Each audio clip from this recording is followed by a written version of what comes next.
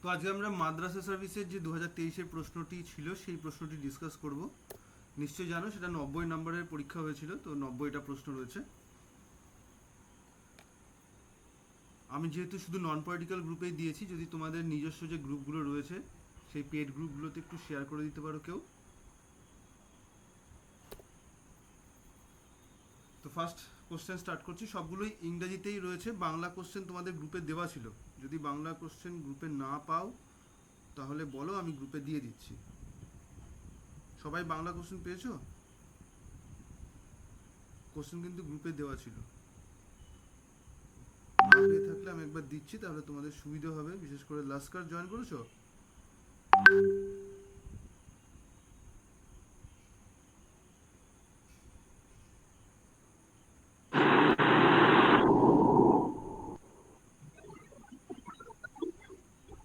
আমি non political গ্রুপে আর একবার দিয়ে দিলাম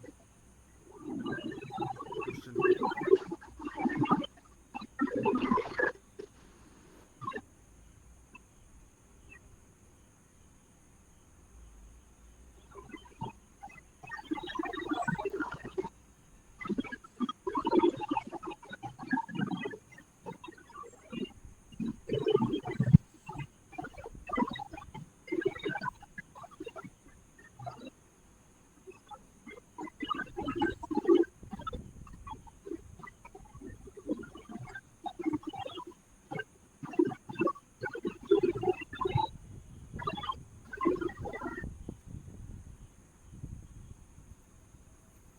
ফার্স্ট কোশ্চেন দেখতেই পাচ্ছ, according to lock a man is the state of nature will relinquish his absolute freedom to the state because বলে অপশন আছে, he will also enjoy absolute freedom when subject to the state. In the state of nature, the enjoyment of his freedom is very uncertain and vulnerable. Option C হচ্ছে he wants to have absolute power over others, R option D হচ্ছে he rejects the laws of the state of nature. So easy প্রশ্ন এটা। লকের যে state of nature সম্পর্কে তার যে বক্তব্য ছিল, যে রাষ্ট্র নিরাপত্তা দেবে, শান্তি দেবে এবং অধিকারগুলোকে সুরক্ষা দেবে, সেটাকে ইন্ডিকেট করছে। এবং এই কাজের জন্য মানুষ তার প্রাকৃতিক অধিকারকে প্রধান কাজ হিসাবে, প্রাকৃতিক অধিকারকে রক্ষা করাটাকে রাষ্ট্রের প্রধান কাজ হিসাবে ইন্ডিকেট করে। চলে আসবো দ্বিতীয় প্রশ্ন, social contract theory primarily dealt with. So এটা কি নিয়ে কথা বলে? আমরা সবাই জানি সামাজিক চুক্তি মতবাদ মানেই হচ্ছে অরিজিন অফ স্টেট, অর্থাৎ আমাদের রাষ্ট্রের উৎপত্তি সংক্রান্ত বিষয় নিয়ে ডিসকাস করে। So right answer option B হবে, অরিজিন অফ স্টেট। এটা বলো, the book origin of the family, private property and the state, which contains in elaborate statement regarding the origin of state was written by, কার লেখা? Karl Marx নাকি Karl Popper নাকি Friedrich Engels নাকি Antonio Gramsci? Friedrich Engels. Friedrich Engels. এটা 1884 এ লেখা, তার বিখ্যাত একটি গ্রন্থ যেখানে তিনি অরিজিন অফ স্টেটের ডিসকাশন করেছেন। Which one of the following statement can be attribute to the Marxist? মার্ক্সবাদী কনসেপ্ট অনুযায়ী এটার মধ্যে কোনটাকে মার্ক্সবাদীরা সাপোর্ট করে, কোন স্টেটমেন্টটাকে? State is a march of God on earth, মর্তে ভগবানের পদক্ষেপ। State is a coordinating agency. State is a necessary evil, আর state is an instrument of exploitation. আমরা জানি State যে is an instrument of exploitation. Exactly শোষণের হাতিয়ার হিসেবে তিনি দেখেছেন মার্কসিস্ট ইডিওলজিস্টটা। তো right answer should be option D. 5 number, who introduce the input output analysis study of comparative government and politics? এটা আমরা খুব ইজি একটা David প্রশ্ন, Hume. অপশন দেখার দরকার নেই। ডেভিড ইস্টানের বিখ্যাত concept input output method in system theory. Next প্রশ্ন, the system theory was first conceived in 1953 by Sidney Verba, Gabriel Abraham Almond নাকি ডেভিড বেলি নাকি ম্যাক্স ওয়েবার? স্যার অপশন অনুযায়ী গ্যাব্রিয়েল আলমন্ড হবে এখানে, বাট অ্যাকচুয়াল তো করেছিল সেটা David Easton 1953 exactly, যেহেতু গ্যাব্রিয়েল আলমন্ড বলেছে। তার যে 1953-তে তিনি ইউনিভার্সিটি অফ শিকাগোতে তিনি যে পলিটিক্যাল সিস্টেম বইটি লেখেন, সেখানেই তিনি এই বক্তব্য রাখেন এবং সেখান থেকে প্রথম বলতে পারো সিস্টেমেটিক থিওরির প্রকাশ। এবং এটাও কিন্তু ইউএসএ, ঠিক আছে? মোটামুটি মডার্ন কনসেপ্টের যত পলিটিক্যাল সায়েন্টিস্টরা মডার্ন কনসেপ্টগুলো রয়েছে সবই মোটামুটি ইউএসএতেই কিন্তু জন্ম। চলে আসবো next. Sovereignty has been defined as supreme power over citizens and subjects unrestrained by law. Who said this? Rousseau, Austin, Bodin নাকি বেনথাম? বদিন বলেছে। বোদা স্টেটমেন্ট। বোদা তিনি এই বক্তব্য রাখেন যে সার্বভৌমত্ব হলো সেই সর্বোচ্চ এবং চূড়ান্ত ক্ষমতা যা কোনো রাষ্ট্রের নাগরিক এবং প্রজাদের উপর প্রয়োগ করে এবং যা অন্য কোনো আইনের দ্বারা সীমাবদ্ধ নয়। সর্বোচ্চতাকে ইন্ডিকেট করা হয়েছে। হু conceptualized nation as an imagined political community?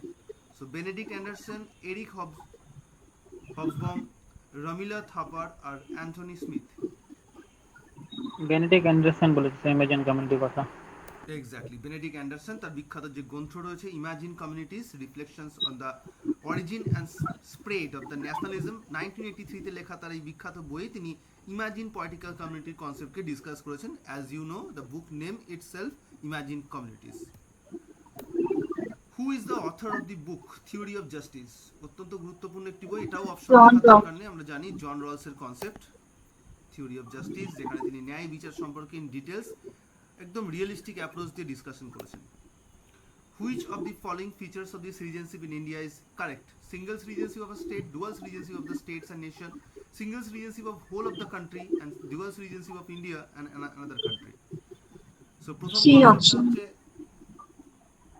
Regional So C হবে না? করছে, দ্বিতীয়টা ডুয়াল রিজেন্সিপ ইন্ডিকেট করছে, that is feature of the ideal federal country. Third one is basically feature of the unitary country, and fourth one এটা basically double citizenship বা multiple সিটিজেনশিপকে indicate করে। এটা কোনো কান্ট্রির ফিচার নয়, এটা বিভিন্ন কান্ট্রি মান্যতা দিতে পারে। So right answer should be option C. Option C sir. একদম, আমাদের গোটা ভারতবর্ষে সিঙ্গল সিটিজেনশিপের কনসেপ্ট রয়েছে এবং আজকেই আমাদের আজকে 23 সেপ্টেম্বর আজকে মিনিস্ট্রি অফ এক্সটার্নাল অ্যাফেয়ার্স থেকে নাগরিকত্ব আইনের একটা ছোট্ট সংশোধন নিয়ে আসা হয়েছে।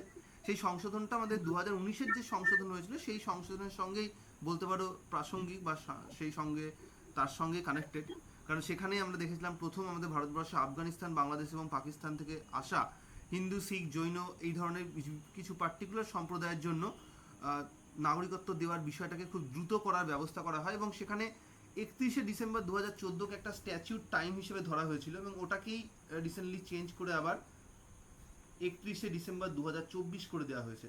কারণ তোমরা জানো এটা অলরেডি 2 বছর আগেই ইমপ্লিমেন্ট করা হয়েছে, মানে 2023 সালে কিন্তু এটাকে কার্যকরী করা হয়েছে এই আইনটিকে 2019 সালের, এবং তার নতুন এই প্রভিশনটা জাস্ট আজকেই তৈরি হয়েছে, আজকেই ডিক্লেয়ার করেছে আমাদের মিনিস্ট্রি অফ এক্সটার্নাল অ্যাফেয়ার থেকে। এটা বেসিক্যালি বলতে পারো আমাদের নাগরিকত্ব দেওয়ার বিষয়টাকে একটুখানি সহজ করে দেওয়া।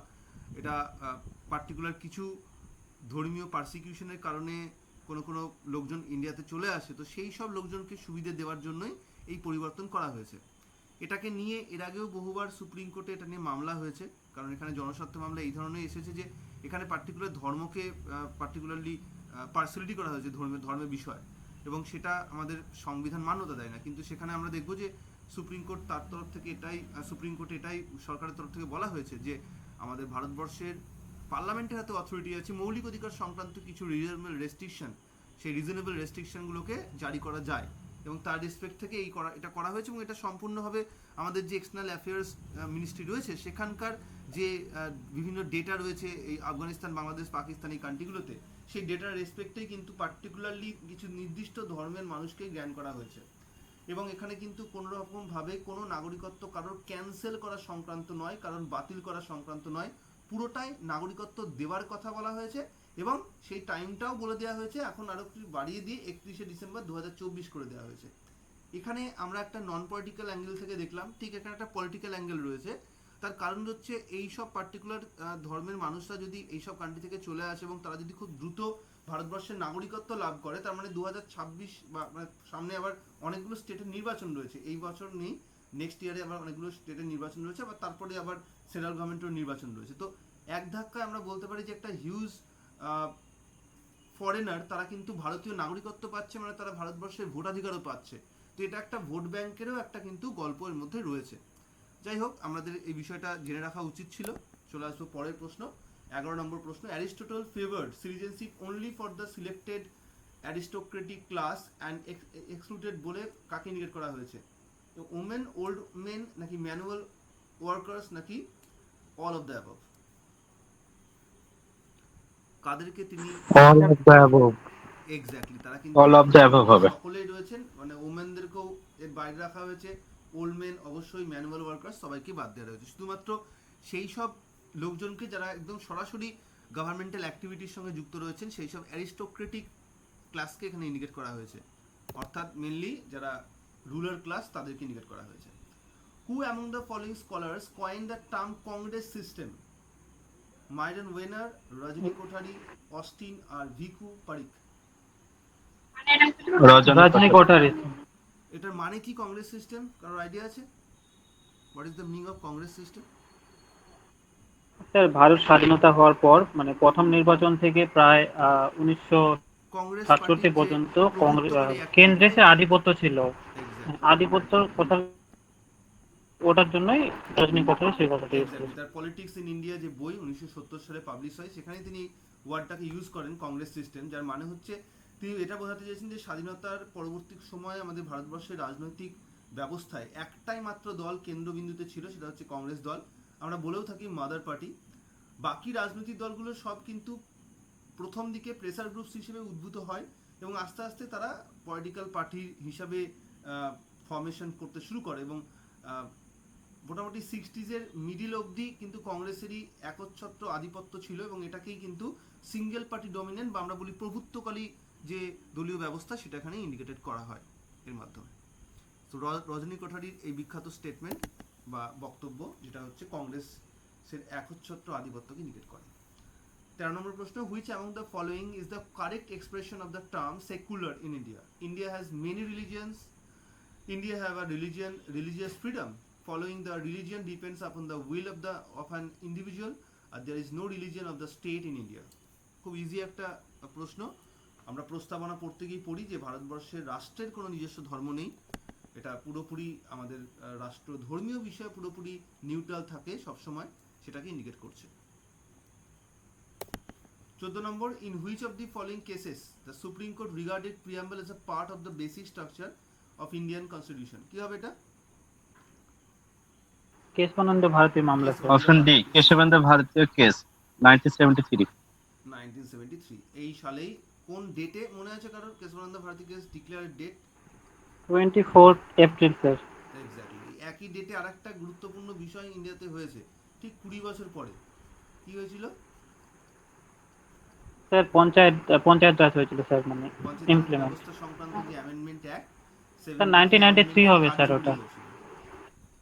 এটা এনফোর্সমেন্ট লেখাটা যে 1993 হবে স্যার, মানে আপনি যে লিখেছেন ওটা 1993। আর এটা এই ডেটটাকে ওই জন্য কি বলা হয়, ন্যাশনাল পঞ্চায়েত ডে পালন করা হয় এই ডেটটাতে। ওকে চলো নেক্সট পয়েন্টে যাই আমরা। এটা right answer Keshavananda Bharati case. Berubari case আরেকটা গুরুত্বপূর্ণ কেস এই স্টেটমেন্টের সঙ্গে, সেখানে প্রস্তাবনাকে ইন্টিগ্রাল পার্ট নয় বলে ডিক্লেয়ার করা হয়েছিল। Right to culture and educational rights imply provision of the free and compulsory education up to high school, special assistance to backward classes to educate them, provision of religious and cultural instruction in schools run by government or receiving aid out of the government funds, like the right of minorities to establish and administer educational institution of their own choice. Easy প্রশ্ন sir option D option D 9 and 13 option D যে আমাদের cultural rights রয়েছে particular minority কমিউনিটিকে। আমাদের ভারতবর্ষে 6টি minority কমিউনিটিকে identify করা হয়েছে। এই 6টি মাইনরিটি কমিউনিটি সবই রাষ্ট্রপতি দ্বারা ডিক্লেয়ার্ড কমিউনিটি এবং এগুলো আমাদের ভারতবর্ষে ভাষা আর রিলিজিয়ন দুটো রেসপেক্টে করা হয়, language as well as religion দুটো রেসপেক্টে করা হয়, শুধু ল্যাঙ্গুয়েজ বা শুধু রিলিজিয়নের বেসিসে নয়, দুটোর মিক্সড বেসিসেই করা হয়। Dash without duties are like men without shadows, কার কি কোনটাকে ইন্ডিকেট করা হচ্ছে? বিলিফ, রাইটস, মোরাল নাকি ওয়ার্ক? রাইটস, বি রাইটস বা অধিকার। স্টেটমেন্ট এটা sir Laski statement, very good. Right without duties are like Laski. Men without shadows বলেছেন হ্যারোল্ড যে লেসকি। তার এই বক্তব্যর কারণ হচ্ছে তিনি অধিকার এবং কর্তব্যকে পরস্পরের পরিপূরক বলে মনে করতেন এবং আমাদের ভারতবর্ষের সুপ্রিম কোর্টও কিন্তু 1950 থেকে একই রকম কথা বলে গেছিল। তার রেসপেক্টে আমরা দেখব 1976-এ প্রথম আমাদের সংবিধানের ডিউটিগুলোকে অ্যাড করা হয়, 10টা ফান্ডামেন্টাল ডিউটি অ্যাড করা হয় 42 অ্যামেন্ডমেন্ট অ্যাক্টের মাধ্যমে। এটা কিন্তু প্রথমে শুরু করে সুপ্রিম কোর্ট, তারপরে সেটা সরণ সিং কমিটিকে অ্যাপয়েন্ট করা হয়, যেটা 42 অ্যামেন্ডমেন্ট অ্যাক্টের টোটাল এন্টায়ার রেকমেন্ডেশনই করেছে। কিন্তু যদি বলা হয় যে প্রথম আমাদের ভারতবর্ষে মৌলিক কর্তব্যের গুরুত্ব সম্পর্কে কে অ্যাডভাইস করে সরকারকে, so answer should B supreme court. তখন কিন্তু আবার সরণ সিং কমিটি করে দিও না। ম্যাচ লিস্ট 1 আর লিস্ট 2 দেওয়া আছে, দেখো অ্যাবলিশন অফ টাইটেলস, আর্টিকেলগুলো দেওয়া আছে সব ফান্ডামেন্টাল রাইটের। Freedom to manage religious affairs, protection of language minorities, right to education. ABCD option রয়েছে, option D. Option D Option D. Right answer. Right to education দেখলে আমরা আনসার হয়ে যাবো। রাইট টু এডুকেশন সবারই আমাদের মনে থাকে, একটু ইউনিক আর্টিকেল, তো এটা D2, তো D2 আর নেই, একটাই আছে। এগুলো বেশি খাটনি করবে না, কোনো একটা যেটা তোমার জানা আছে চারটে দেখে নেবে, যেটা একদম কনফার্ম তোমার, সেটাকে দিয়ে একটু খুঁজে নেবে। খুব রেয়ারে হবে যে দ্বিতীয়টা তোমাকে দেখতে হবে, না হলে একটাতে আনসার বেরিয়ে যাওয়ার কথা। চলে আসবো next. Which one of the following Ritz is regarded as the greatest safeguard for the liberty of a person? একজন ব্যক্তির liberty, habeas corpus habeas corpus. যে হলমার্ক অফ পার্সোনাল লিবার্টি, ঠিক গোল্ডে যেরকম হলমার্ক থাকে এবং সেই জন্য গোল্ডটার যা ক্যারেট সেটা ইন্ডিকেটেড হয়, ঠিক তেমনই আমাদের ভারতবর্ষে জনগণের বা ভারতবর্ষের যারা মানুষ তাদের জন্য এই হেভিয়াস কর্পাস রিটটা সেই হলমার্কের কাজ করে। So that's why it's called hallmark of personal liberty. এবং হেভিয়াস কর্পাসের উপর বেস করে একটা খুব ভালো সিনেমা আছে, জয় ভীম। এক্সাম হয়ে গেলে তোমাদের সবাইকে আমার অ্যাডভাইস থাকলো এই সিনেমাটা অবশ্যই দেখো, খুব ইম্পর্টেন্ট একটা মুভি। পুরো হেভিয়াস কর্পাসের কনসেপ্টটা খুব ভালো করে বোঝানো হয়েছে। নট অনলি হেভিয়াস কর্পাস, তোমরা সেই সঙ্গে অ্যাটর্নি জেনারেল এবং অ্যাডভোকেট জেনারেলের কি ভূমিকা সেটাও খুব ভালো করে এটাই বুঝতে পারবে। চল পরের প্রশ্ন যাই আমরা। The fundamental duties of a citizen do not include duty বলে অপশন আছে, to protect and improve the natural environment, to cherish and follow the noble ideals which inspired our national struggle for freedom, to strive towards abolition of untouchability, and to develop scientific temper, humanism, and the spirit of the inquiry and reform. করো। এটা option C হবে sir, মানে হবে না, এটা untouchability যেটা বলেছে সেটা ফান্ডামেন্টাল রাইটস আর্টিকেল 70 তে আছে, এটা ফান্ডামেন্টাল ডিউটির কথা বলেছে। Exactly, fundamental duty of the citizen do not include, এটা কখনোই আনটাচেবিলিটির বিষয় ওখানে বলা নেই, এটা আমাদের বলা আছে কোথায়, আর্টিকেল 17 এ বলা আছে। So it's not related with this. ডিউটিগুলো কিন্তু এই লাস্ট এনটিপিসির পরীক্ষা হয়েছে কদিন আগে, তো সেখানে কিন্তু ডিউটির যে ক্লজ সেটা দিয়ে কোশ্চেন দিয়েছে, ঠিক আছে। 51 এর যে ক্লজ সেগুলো খুব ভালো করে পড়ে নেবে, এ থেকে কে অবধি রয়েছে সেটা পড়ে নেবে। আর একই রকমভাবে 51 এর ক্লজ দিয়েও এই এনটিপিসি পরীক্ষাতেই কোশ্চেন দিয়েছিল, মানে 51 যেটা আমাদের ইন্টারন্যাশনাল পিস অ্যান্ড সিকিউরিটি, ওটার যে ক্লজ আছে চারটে সেটা দিয়েও কোশ্চেন দিয়েছে। তো এগুলো এই পোর্শনের ক্লজগুলো কিন্তু এর আগে কোশ্চেন দিত না। তো একটা বোর্ড যেমন প্রথম একদম পাট্রিসে হাটকে দিয়েছে কোশ্চেনটা, তো বাকিরাও দিতে পারে, এটা আমরা এক্সপেক্ট করে একটু পড়ে নেব। It shall be the duty of every citizen of India to protect and improve the natural environment. So to above the statement refers to which of the following articles? কোন আর্টিকেলের মধ্যে দেওয়া আছে এটা আমাদের বুঝতেই পারছো, সবগুলোর মধ্যে দুটো আছে ডিপিএসপির আর্টিকেল আর দুটো আছে না, দুটো না, একটাই আছে ডিপিএসপি আর্টিকেল, আর বাকি একটা ডিউটির আছে, একটা ফান্ডামেন্টাল রাইটের আছে, একটা এর বাইরেই আছে। কি হবে আনসার? আর্টিকেল 51 এ 48 এ স্যার, 48 এর 48 এটা 1976 এ অ্যাড হয়েছিল না চারটে প্রিন্সিপাল, তার মধ্যে অন্যতম একটা প্রিন্সিপাল হচ্ছে 48 এ। চলে আসবো নেক্সট ওয়ান। এটা ওরা আনসার করেছিল হচ্ছে 48 এ, ঠিক আছে, আমাদের মাদ্রাসা, কিন্তু এটা রাইট আনসার 48 এ হবে, ওরা 51 এ আনসার করেছে মাদ্রাসা। এরকম আরো দুটো আছে, ঠিক আছে, মাদ্রাসা ভুল আনসার করেছে, যেটা অ্যাকচুয়াল আনসার কিন্তু আমি ইন্ডিকেট করে দিচ্ছি ওই জন্য। এটা একটা পাওয়া গেল। চলো আরো আছে। Which one of the following article of the directive principle, কে একটা বললে 51 এ, সে আনসার দেখেই মনে করেছো, রাইট, আনসারটা মনে করেই বলছো, রাইট। আচ্ছা এরকম আমি আচ্ছা স্যার 49 এ জানি এটা কি 51 আছে? হবে, এটা না 48 এ হবে না, সরি আমি ভুল বলেছি। এটা এটা এটা ঠিক আছে, এটা আনসার ভুল নেই। এটা তো ডিউটি বলছে না, ডিউটি অফ এভরি সিটিজেন বলছে, ডিউটির মধ্যেও রয়েছে, যেমন আমাদের আর্টিকেল 48 এ তে আছে যে it is the duty of the state to protect and improve the environment, state to protect and improve the environment, একই রকম ভাবে ডিউটিও আছে। তো এটা ঠিকই আছে, এটা ভুল দেয়নি আনসার, এটা মাদ্রাসা ঠিক আনসার দিয়েছিল। এর পরে আছে ভুলটা, কি বলছো বলো এবার? স্যার 49 একবার বলবেন। 49 এর মধ্যে আমাদের 50, 49 এগুলো হচ্ছে সব লিবারাল প্রিন্সিপালস। সো আর্টিকেল 49 এর মধ্যে হচ্ছে আমাদের যে হিস্টোরিক্যাল প্লেসেস রয়েছে, হিস্টোরিক্যাল অবজেক্টস রয়েছে, এইগুলোকে প্রোটেক্ট করবে গভর্নমেন্ট, আচ্ছা, ঠিক আছে। আর 50 তে হচ্ছে আমাদের separation of judiciary from the administration, from executive. from executive. So let's go next one. Which one of the following articles of the Directive Principle of State Policy deals with the promotion of international peace and security? 51, 51 easy article এটা।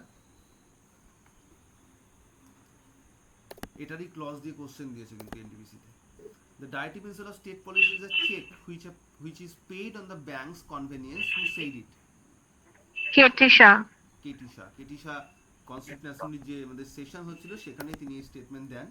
কারণ এটা basically আমাদের একটা এরকম concept যেটা যতক্ষণ না আইন তৈরি হবে, সরকার যতক্ষণ আইন তৈরি করবে ততক্ষণ অবধি এই পার্টিকুলার প্রিন্সিপালসগুলো বাস্তবায়িত হবে না, এবং তার থ্রু দিয়ে আমরা যে রাইট এনজয় করি সেই রাইটটা আমরা এনজয় করতে পারবো না। তো সেই রেসপেক্ট থেকে বলা হয়েছে যে এটা হচ্ছে এমন একটা ব্যাংকের চেক যে ব্যাংকে আমাদের কোনো আমানত নেই। The Supreme Commander of Indian Armed Forces, Indian Army, Indian Navy and Indian Air Force. President of India. So President of India is the right answer.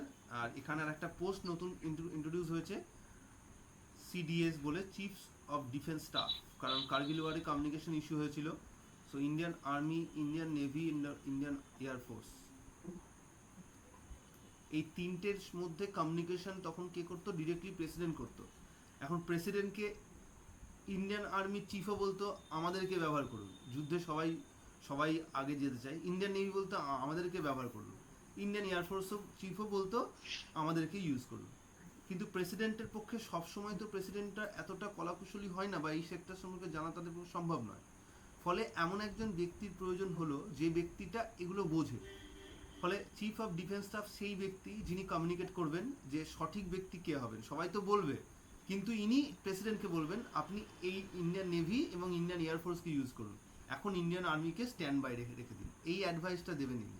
তখন তিনি আলটিমেটলি সিদ্ধান্ত নিয়ে এবার তাদেরকে অর্ডার করবেন যে এইটা করো। তো এই জন্য চিফ অফ ডিফেন্স স্টাফের পোস্টটাকে ইন্ট্রোডিউস করা হয়েছে। নিশ্চয়ই জানো বিপিন রাওয়াত ফার্স্ট ছিলেন, যিনি মারাও গেছেন।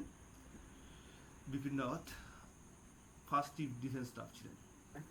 পরের প্রশ্ন 24 নম্বর। If the prime minister of India belongs to the upper house of parliament, option আছে he will not be able to vote in his favor in the event of the no confidence motion. He will not be able to speak on the budget in the lower house.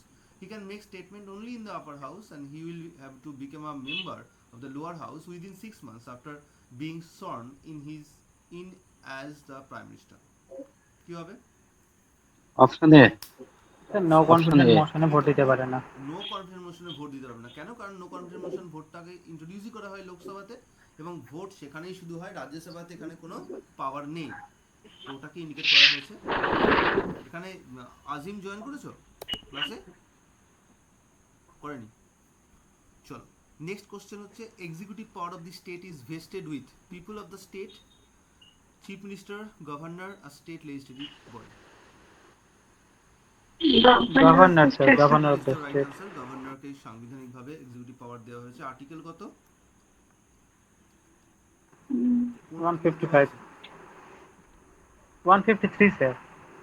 153 তে হচ্ছে গভর্নরের post, আর executive power of the governor 154 আচ্ছা next এটা কোশ্চেনটা option রাখিনি, আমি directly answer দিয়ে দিয়েছি।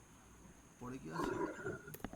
Which one of the following procedures will enable to adoption of a money bill that was once passed by the Lok Sabha but was amended by the বলে option আছে। তো right answer হচ্ছে it will be deemed to have been passed if the Lok Sabha passed it again, either by accepting, মানে এটা amendment যেটা দিয়েছে সেটা accept করতে বাধ্য নয়, সে উইদাউট অ্যাকসেপ্ট করে বা অ্যাকসেপ্ট করে এটাকে পাস করে দিতে পারে। সো এটাই হচ্ছে আনসার।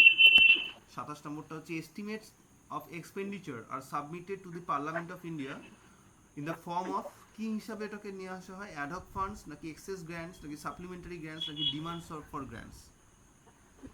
কি হিসাবে নিয়ে আসা? Demands for grants. Demand for grant sir. এটা হচ্ছে demand for grants. 28. Who was the Chief Justice of India when public interest litigation was introduced in the Indian judicial system? Hidayatullah, So D হবে তো, D হবে। Done. PN Bhagawati. না PN Bhagavati, Bhagavati. Prafulla Chandra Natavarlal PN Bhagawati Bhagawati। is the right answer. PN Bhagawati. ইনি হচ্ছেন সম্ভবত 17 chief justice ছিলেন ইন্ডিয়ার। What is the provision to safeguard the autonomy of the Supreme Court of India? বলে এখানে দেওয়া আছে চারটে স্টেটমেন্ট, পড়ো one by one, and then option আছে 1, 3, 3, 4, only 4 or all of the above. Which of the following Option A. correct find out করতে হবে, ঠিক আছে? স্যার এ আর 1 আর 3 কারেক্ট হবে স্যার। 1 and 3 হবে। তাহলে এক নম্বরটাকে দেখি, এক নম্বরটা বলছে কি, এক নম্বরটা বলছে যে while appointing the Supreme Court judges, the President of India to consult the Chief Justice of India. Obviously কলেজিয়ামের রেকমেন্ডেশন নিতে হবে, কলেজিয়ামের রেকমেন্ডেশন নেওয়া মানে বাই ডিফল্ট চিফ জাস্টিসের রেকমেন্ডেশন ওর সঙ্গেই ইনক্লুডেড। তাহলে এটা স্টেটমেন্ট ঠিকই আছে। দুই নম্বর হচ্ছে সুপ্রিম কোর্ট জাজেস can be remove by chief justice. No, supreme কোর্টের সব জাজকেই প্রেসিডেন্ট রিমুভ করে, এবং এটা কখন করে, যখন পার্লামেন্ট তাকে রেকমেন্ড করবে। চলে আসবে এটা রং। তাহলে স্যালারি অফ দি জাজেস of supreme court charged on constitution fund of India to which the legislature does not have to vote. ঠিক আছে, এটা স্টেটমেন্ট একদমই তাই, কোনো রকম পার্লামেন্টে অ্যাপ্রুভালের প্রয়োজন হয় না, এমনি কনস্টিটিউশন ফান্ড অফ ইন্ডিয়া থেকে চার্জ করা হয় এবং সেটার কোনো রকম পার্লামেন্টে অ্যাপ্রুভালের দরকার নেই, সেটাই বলা হয়েছে। 4 নম্বর বলছে all appointments of officers of the staffs of Supreme Court of India are made by the government only. No, there is no need. Chief Justice of India directly এটাকে অ্যাপয়েন্ট করে, যে কোনো কোর্টে, হাইকোর্টের ক্ষেত্রেও তাই দেখবো, যে কোনো ডিস্ট্রিক্ট কোর্টের ক্ষেত্রে সবসময় কোর্টের যে চিফ জাস্টিস থাকবেন যখন তিনি ওই কোর্টের স্টাফদেরকে অ্যাপয়েন্ট করবেন। সো এটাও wrong statement. So 1 and 3 is the right one. 1 আর 3 হচ্ছে সঠিক। চলে আসবো next one. What does the 104th Constitutional Amendment Bill related to? Abolition of legislative council in certain states, introduction of dual citizenship for persons of Indian origin living outside, providing quota to socially and educationally backward classes in private educational institutions, providing quota for religious minorities in the services under the central government. So right answer, সব Six. socially educationally backward C classes. হবে। wait 104 নম্বর amendment act, তো এটা হচ্ছে legislative council, abolition of legislative council. এখানে ওই backward ক্লাসদের কথাই বলতে হবে, কারণ এখানে হচ্ছে মেইনলি এসসি এসটি আর অ্যাংলো স্যার ইন্ডিয়ান যে অ্যাংলো ইন্ডিয়ানটা ছিল হ্যাঁ, তো এখানে না? হ্যাঁ এখানে তিনটে চেঞ্জ হয়েছিল। এসসি এসটি আর অ্যাংলো ইন্ডিয়ানদের যে প্রভিশন ওটাকে এক্সটেন্ড করা হয়েছিল আরো 10 বছর, যার মধ্যে অ্যাংলো ইন্ডিয়ানটাকে স্টপ করে দেওয়া হয়, এসসি এসটিকে রাখা হয়। তো এটা হচ্ছে আরেকটা যেখানে ওই অপশন মিলছে না আর কি। যাই হোক, এটাকে আনসার করতে হবে, কারণ প্রাইভেট এডুকেশন এটা তো রিলেটেড। আচ্ছা, এটা বিল বলেছে, আচ্ছা সেটা তো 104 নম্বর অ্যামেন্ডমেন্ট অ্যাক্ট, তাই তো? এটা হচ্ছে 104 নম্বর বিল তো, আর এটা যেটা এসসি এসটি প্রভিশন সেটা তো অ্যামেন্ডমেন্ট অ্যাক্টে, ঠিক আছে? আর এটা বলেছে বিলের কথা। তো এই বিলটা হচ্ছে যে এডুকেশনালি সেক্টর থেকে যে প্রাইভেট ইনস্টিটিউশনগুলোতে যে কোনো রকম সেটাকে নির্দিষ্ট করা যায়, একটা নির্দিষ্ট কোটা সেখানে রাখতে হবে, এটাকে মান্যতা দেওয়া হয়। এটা সম্ভবত 96 অ্যাক্ট হয়েছিল 104 নম্বর বিলটা। একটু এগুলো খেয়াল রাখবে যে বিল দিয়ে কোশ্চেন দিচ্ছে না অ্যাক্ট দিয়ে, কনফিউজ করে দেয় কিন্তু এগুলো। যে যদি বিল দিয়ে কোশ্চেন দেয় তাহলে বিলের রেসপেক্টে আমি দেখবে যে অ্যামেন্ডমেন্ট অ্যাক্টের যেগুলো কোশ্চেন দিয়েছিলাম বা যেগুলো নোটস দিয়েছিলাম ওর মধ্যে লেটেস্ট যে অ্যামেন্ডমেন্ট অ্যাক্ট রয়েছে সেগুলোর প্রত্যেকটা কিন্তু বিল অ্যাড করা আছে, মানে অ্যামেন্ডমেন্ট অ্যাক্টও রয়েছে, অ্যামেন্ডমেন্ট বিলও রয়েছে, বিশেষ করে লাস্ট যেগুলো হয়েছে। চলো নেক্সট কোশ্চেনে যাই আমরা। ক্লাসগুলোতে না পিডিএফ এর কথা বলছেন? বলো। বললাম স্যার ক্লাসগুলোর কথা বলছেন নাকি ওই পিডিএফ কোন দিয়েছেন? না আমি পিডিএফও দিয়েছি, তাতেও দিয়েছি, আবার ক্লাসের মধ্যেও দেখবি অ্যামেন্ডমেন্টের যে ক্লাস হয়েছে তার মধ্যে লেটেস্ট অ্যামেন্ডমেন্ট অ্যাক্টগুলো তো ডিসকাস করা হয়েছিল, তার মধ্যে দেওয়া ছিল, ঠিক আছে? চলে আসবো next one. In which of the following cases the Supreme Court limited the power of Parliament to amend the Constitution for the first time?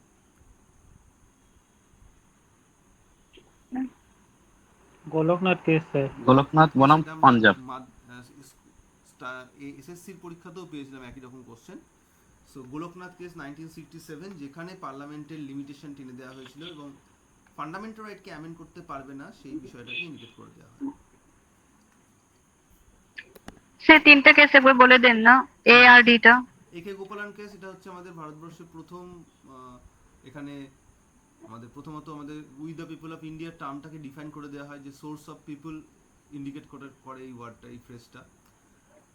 সেই সঙ্গে আমাদের সাংবিধানিক বিষয় সম্পর্কেও ডিসকাশন করা হয়, যে আমাদের সংবিধানে কিছু নির্দিষ্ট বিষয় থাকবে যে বিষয়গুলোকে সাংবিধানিক পদ্ধতি ফলো করেই পরিবর্তন করা যাবে। অর্থাৎ এখানে ইচ্ছে মতো সরকার যেটা খুশি সেটা চেঞ্জ করতে পারবে না, সংবিধানে যেমনটি করে ডিসকাশন করা আছে কোন বিষয়টা কোন মেজরিটি ফলো করে হবে সেটাকে ফলো করতে হবে। কেশবানন্দ ভারতী কেস, এটা তো তোমরা জানো যে এটা হচ্ছে 13 জাজেসের সব থেকে লার্জেস্ট বেঞ্চ। এখানে অনেকগুলো স্টেটমেন্ট দেওয়া হয়, যার মধ্যে অন্যতম হচ্ছে বেসিক স্ট্রাকচার ডক্ট্রিন ডিক্লেয়ার করা হয়, যেটা আমাদের মৌলিক অধিকার সহ একাধিক যে বিষয় রয়েছে সংবিধানে, যার প্রধান প্রধান কিছু বিষয়, যেমন আমরা যদি বলি মৌলিক অধিকারের মধ্যে ইকুয়ালিটির কনসেপ্ট, বা ইকুয়ালিটির কনসেপ্টের সঙ্গে সঙ্গে আমাদের পজিটিভ সেকুলারিটির কনসেপ্ট, এরকম বেশ কিছু বিষয়কে টাইম টু টাইম এখানে বেসিক স্ট্রাকচার বলে ডিক্লেয়ার করা হয়েছে। বেসিক স্ট্রাকচারকে হাত দিতে পারবে না পার্লামেন্ট, এটাকে যদি চেঞ্জ করতে হয় তাহলে নতুন করে একটা গণপরিষদ তৈরি করে সেটা করা যাবে।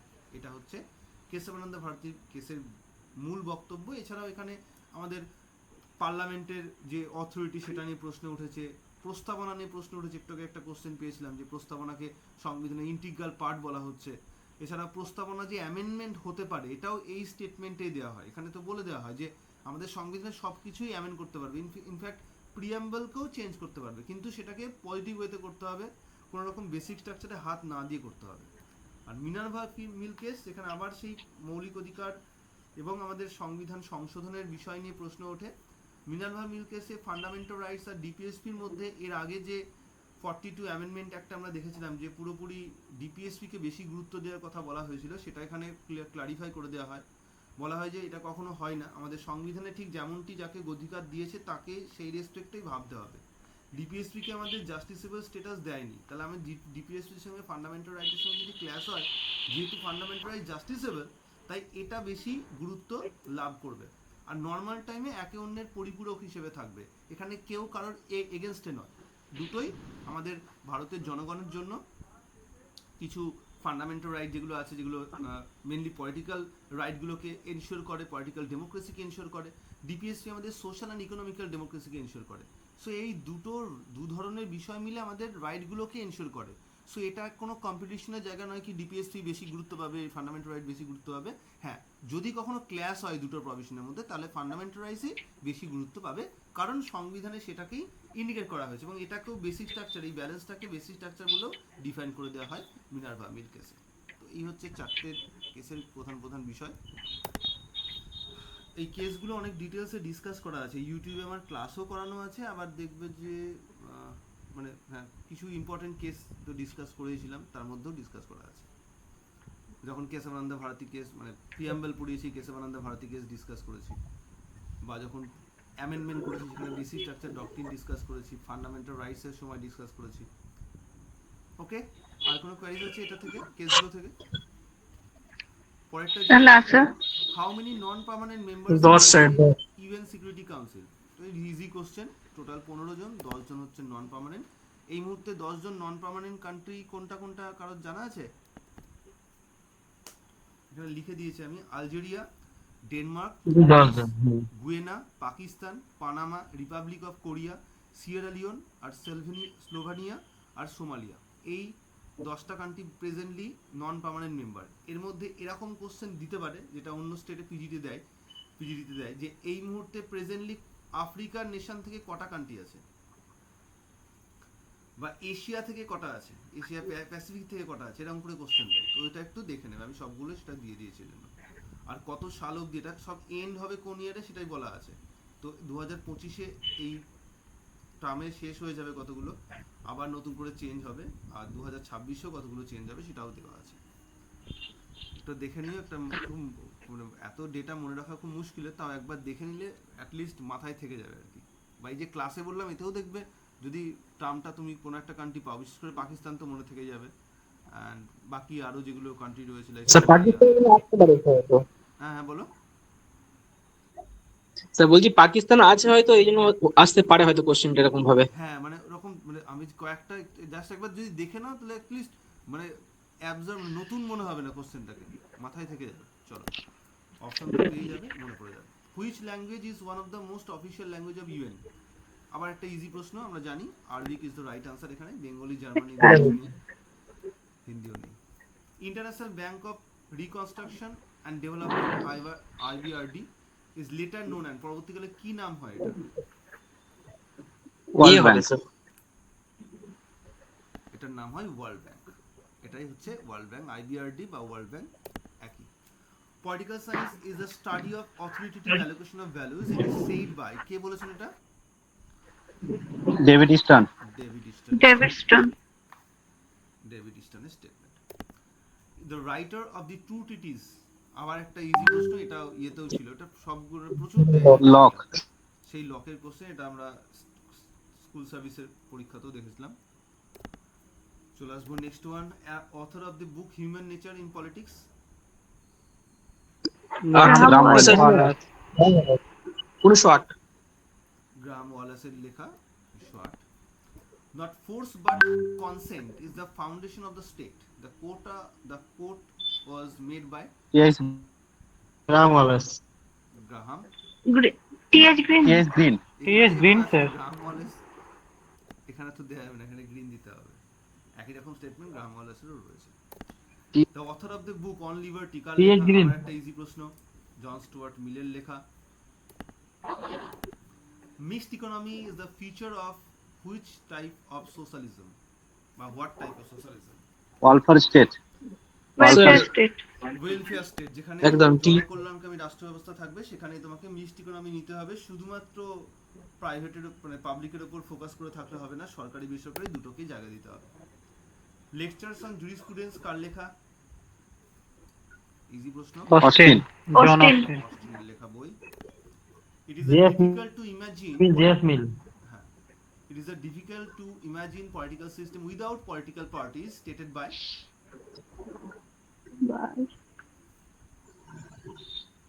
Alan Ball. রাজনৈতিক অ্যালান ব্যবস্থা বল। সম্ভব নয়। অ্যালান বলের লেখা, মানে বলের বলা। টোটাল ফান্ডামেন্টাল ডিউটিস কতগুলো আছে? 11। 11। কতগুলো কমিটি রেকমেন্ড করেছে? দুটো। 8টা করেছিল সে। প্রথমে 10টা করেছে রেকমেন্ডেশন শরণ সিং কমিটি, যেটা অ্যাকচুয়ালি 5টা রেকমেন্ডেশন নেওয়া হয়েছে, 5টা সরকারের দেওয়া। কারণ রেকমেন্ডেশন 8টা দিয়েছিল, তার মধ্যে 3টেকে ক্যান্সেল করে দিয়েছিল সরকার, 5টাকে অ্যাকসেপ্ট করেছিল, আর 5টা সরকার নিজে থেকে দিয়েছে। আর পরে আরো একটা দিয়েছে জাস্টিস ভার্মা কমিটি। তাহলে দুটো কমিটি এখানে কিন্তু গুরুত্বপূর্ণ। দুটো এরকম কোশ্চেন দিতেই পারে যে আমাদের মোট ফান্ডামেন্টাল, বা মোট বললো না, শুধু বললো ফান্ডামেন্টাল ডিউটিস কোন কমিটির রেকমেন্ডেশনে অ্যাড হয়েছে, বা স্যার লাস্টটা স্যার কি বললেন স্যার, একটু নামটা বলুন। Justice Verma committee. Justice Verma committee, যে কিনা শুধু ডিউটি ফাইন্ড আউটই করে, মানে রেকমেন্ডই করেনি 11তমটা, তার সঙ্গে সঙ্গে এরকম অনেকগুলো জায়গা ফাইন্ড আউট করেছে যার মাধ্যমে আমাদের ডিউটিগুলো ভায়োলেট করলে সরকার তার কোনো পার্সনের বিরুদ্ধে, মানে কোনো সিটিজেনের বিরুদ্ধে ব্যবস্থা নিতে পারে, সেগুলোও দেখিয়ে দিয়েছে জাস্টিস ভার্মা কমিটি।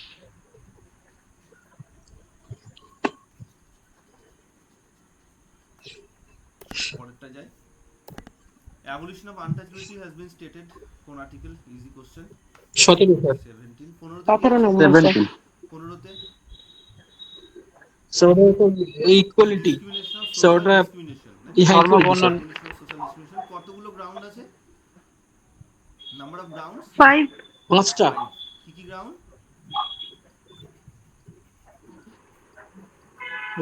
স্যার ওই তো স্যার ধর্ম, শিশুদের বর্ণ, জন্য কাজ, সেক্স আর প্লেস অফ বার্থ। কাছে।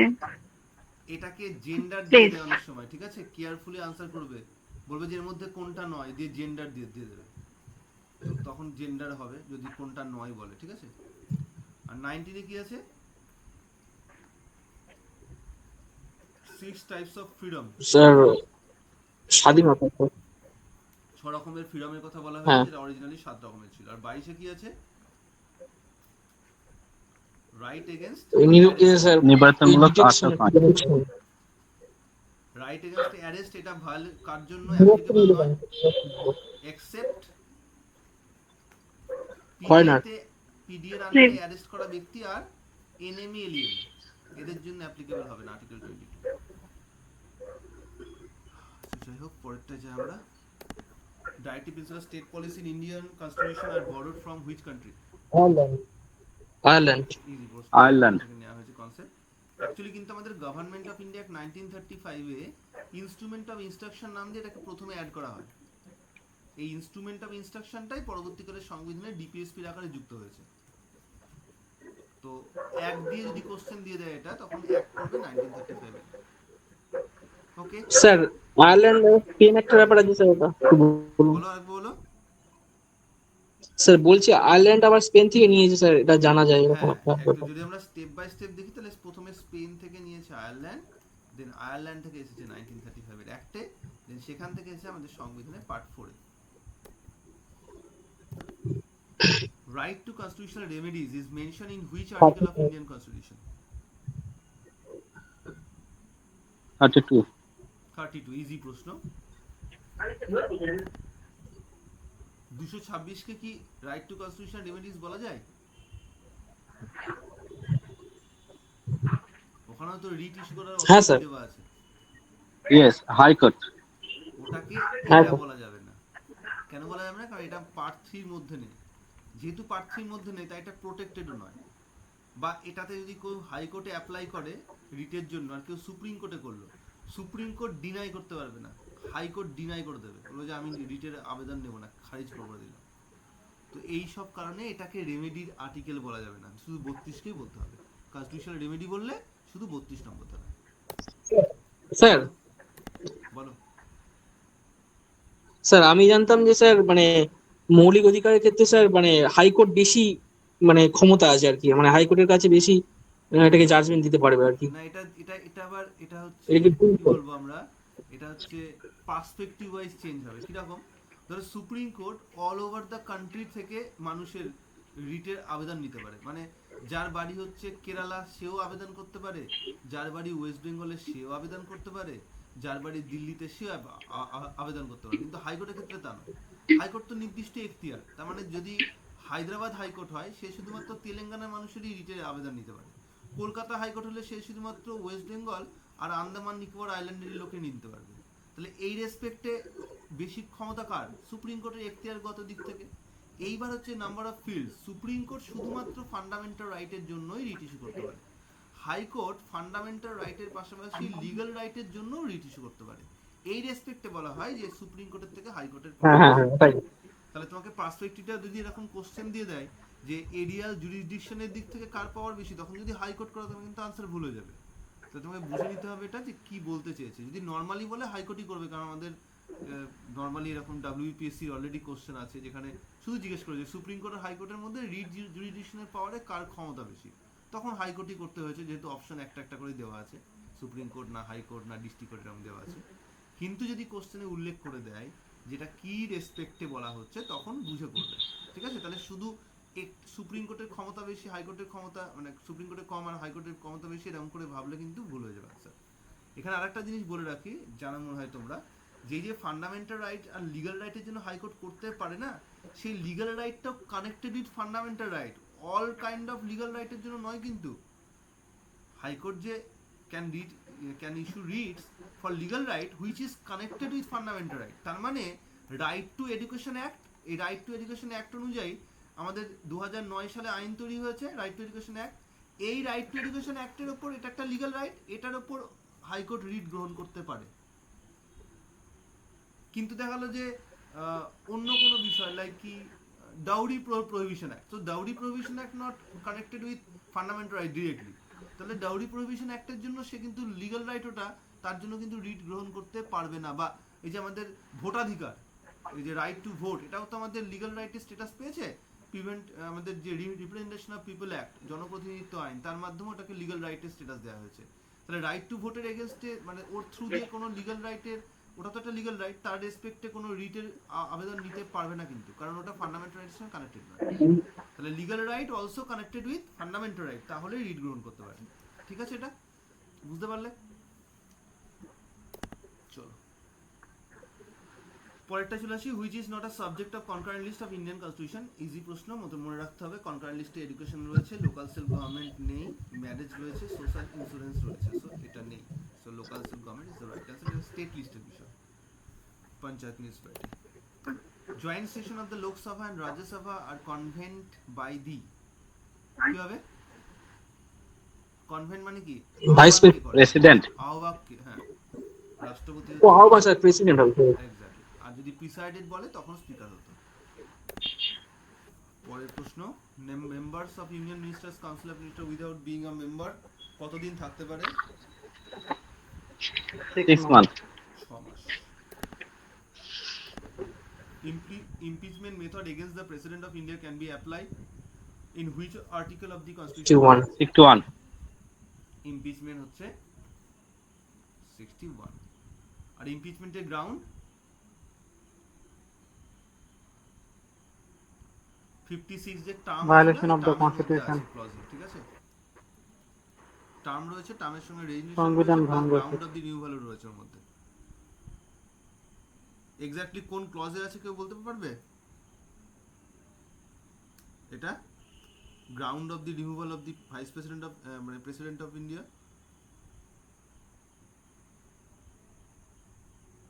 56 এর কোন ক্লজের মধ্যে আছে? এটা আমি এর আগের দিন ক্লাসে বলে দিয়েছিলাম, তো কোন একটা ইউটিউবের ক্লাসে বলে দিয়েছিলাম।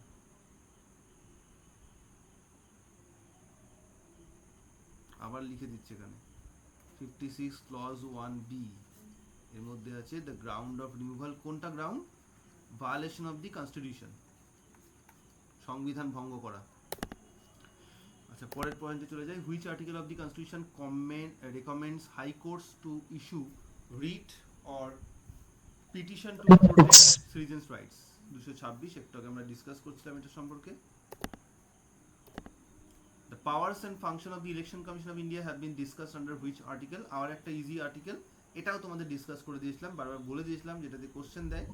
সো আনসার হচ্ছে 1। 2 তে কি আছে এটা বলে দিয়েছি। কম্পোজিশন দেওয়া আছে আমাদের ইলেকশন কমিশনে, কাকে নিয়ে গঠিত হবে। চলে আসবো next. Panchayat system recognized in which year? By which amendment act? 73 73 1990. 73 amendment act 1992। আর মিউনিসিপ্যালিটি তারপরেরটা 74তম amendment act 1992। National planning commission this idea made by, এটা কোশ্চেনে অপশন আনসার ভুল দিয়েছিল, বলো কি হবে এটা actual answer? Jawaharlal Nehru. Exactly, কিন্তু মাদ্রাসার আনসার ছিল সুভাষচন্দ্র বোস। ঠিক আছে, এটা নেহেরু হবে। নেহেরু 1950 থেকেই আমাদের যে প্ল্যানিং এর কনসেপ্ট সেটাকে ইন্ট্রোডিউস করতে চেয়েছিল এবং সেটাকে করাও হয়। আর নেহেরু এটা করার পেছনে কারণ রয়েছে রাশিয়ার সঙ্গে সখ্যতা। এটা অ্যাকচুয়ালি সোশ্যালিস্ট প্রিন্সিপালস, নেহেরু নিজেও সোশ্যালিস্ট প্রিন্সিপালের প্রতি অত্যন্ত আকৃষ্ট ছিলেন এবং যার জন্য তিনি এই সোশ্যালিস্ট প্রিন্সিপালসটাকে গ্রহণ করেছিলেন, যেটা প্ল্যানিং কমিশনের বিষয়কে আমাদের দীর্ঘমেয়াদী ভারতবর্ষের প্ল্যানিং প্রসেসকে এগিয়ে নিয়ে যায়। এবং 2012 সালের লাস্ট আমাদের প্ল্যানিং স্টার্ট হয়, মানে লাস্ট হয়েছিল 12তম যে প্ল্যানিং, 2017 সালে সেটা শেষ হয়েছে। ওটাই আমাদের 5 ইয়ার প্ল্যানিং এর গল্প শেষ। তারপরে আমাদের এখন নীতি আয়োগের আন্ডারে শর্ট টার্ম প্ল্যানিং গুলো কন্ট্রোল করা হয় বা কন্ডাক্টেড করা হয়। In which year the sir planning commission dissolve, sir 77 dissolve বললে ডিজব বলতে নীতি এই প্ল্যানিং কমিশনের 14 করব না 15 করব? 2014 সালে এর যে কার্যকারিতা সেটা স্টপ হয়ে যায়। অফিশিয়ালি যদি এন্ডিং বলো তাহলে 2015ই বলতে হবে। আর 2017 সালে প্ল্যানিং, লাস্ট প্ল্যানিং যেটা 2012 থেকে 17, এই জন্য 12তম প্ল্যানিংটাকেও ইনক্লুড করে বলতে হবে যে কতগুলো প্ল্যানিং হয়েছে ইন্ডিয়াতে 5 ইয়ার planning. So 12 5 year planning. In which year Calcutta municipality was formed? এটা কেউ একজন গ্রুপে জিজ্ঞেস করেছিল আজকে। 1876। 1876। আচ্ছা, একটুখানি এটা কটা কোশ্চেন হলো? 55টা। আরো কোশ্চেন আছে হচ্ছে 35টা। তো একটু ইনফরমেশন, সেটা হচ্ছে তোমাদের পরীক্ষা হয়ে যাচ্ছে এসএসসি হচ্ছে 14 তারিখে। আর তারপরে 15 তারিখ থেকে ঝাড়খণ্ড পিজিটির যারা ফর্ম ফিল আপ করেছো আমি ওটার ক্লাস প্রোভাইড করছি, ওটা একটু ইনফরমেশন দিয়ে রাখলাম। কেউ যদি বন্ধু বান্ধব থাকে যারা পরীক্ষা দিচ্ছে বা সেটের পরীক্ষা অনেকে ফর্ম ফিল আপ করেছো, তো সেটারও আমার ক্লাস স্টার্ট হচ্ছে সেপ্টেম্বর 15 থেকে। চলো পরের প্রশ্নে চলে আসি। Which of the following ensure value free study of the discipline of political science? Ethical approach নাকি লিগালিস্ট অ্যাপ্রোচ নাকি মার্কসিস্ট অ্যাপ্রোচ বলবো নাকি বিহেভিয়ারিস্ট অ্যাপ্রোচ বলবো? বিহেভিয়ারালিস্ট অ্যাপ্রোচ। Ethical approach. কনসেপ্ট না হচ্ছে এখানে এথিক্যাল অ্যাপ্রোচ কে ইন্ডিকেট করব, এথিক্যাল ঠিক আছে? এখানে যুক্তি তো যুক্তির উপর বেস করে স্যার স্যার ভ্যালু প্লেস হবে স্যার ডি হবে না স্যার এটা? ভ্যালু ফ্রি তো sir value value D free তো তো হবে ডি স্যার। হবে স্যার বিহেভিয়ার। এটা মাদ্রাসার আনসার। স্যার মূল্য নিরপেক্ষ স্যার ডি হবে স্যার। ভ্যালু ফ্রি কনসেপ্টটা পলিটিক্যাল সায়েন্সে বিহেভিয়ারাল অ্যাপ্রোচের মাধ্যমেই পপুলারাইজ হয়, কারণ মূল্যবোধহীন এখানে ডেটা পরীক্ষা নিরীক্ষা খাতায় কলমে না থেকে হাতে কলমে, মানে হাতে নাতে পরীক্ষা নিরীক্ষা করে সবকিছু আইডেন্টিফাই করার কথা বলে।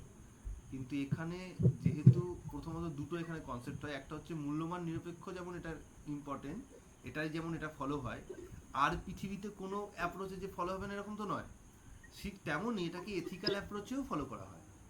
এবার আমি তোমাদের শিখিয়েছিলাম আর কোনো লিগালিস্ট অ্যাপ্রোচে নয়, মার্কসিস্ট অ্যাপ্রোচ এখানে হবে না, কারণ তারা ভ্যালু ফ্রি অ্যাপ্রোচ নয় বা ভ্যালু ফ্রি স্টাডি তারা ফলো করে না।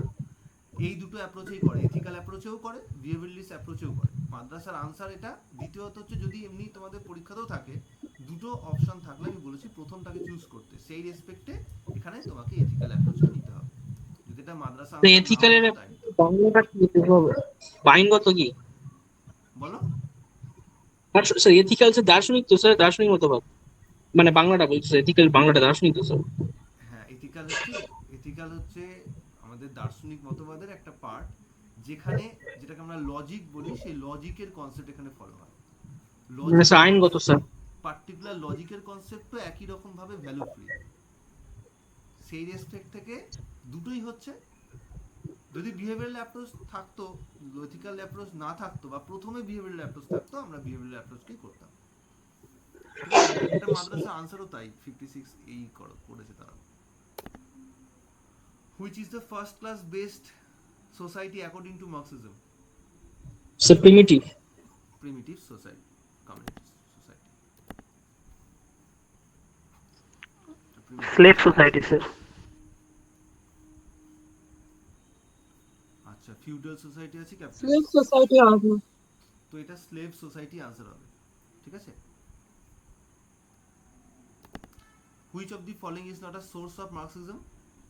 British tradition, classical German philosophy নাকি ফ্রেঞ্চ ইউটোপিয়ান নাকি সবগুলোই? British tradition.